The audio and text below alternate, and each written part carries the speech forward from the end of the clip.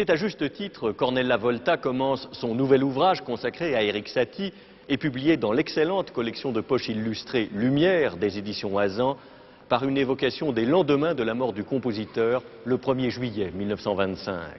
Dans sa pauvre chambre d'Arcueil, où de son vivant aucun proche n'avait été autorisé à pénétrer, on découvrit un invraisemblable capharnaüm. Des piles de courriers non ouverts, des costumes mités, des milliers de papiers calligraphiés à l'encre de Chine et surtout 2 pianos aux pédales ficelées. Erik Satie était né à Honfleur, comme Alphonse Allais, en 1866. Et peut-être est-ce d'une mère anglo-écossaise qu'il tenait cette excentricité qui devait marquer si fortement et le personnage et son œuvre.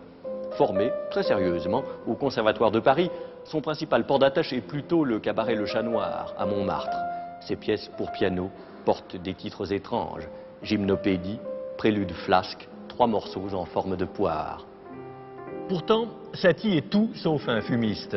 Dessinateur fort doué, doté d'une écriture qui ressemble à une enluminure, le gentilhomme de velours comme on l'appelle, car pendant 7 ans, il s'habille exactement de la même façon, prend des partis politiques avancés et surtout s'impose comme un compositeur d'avant-garde.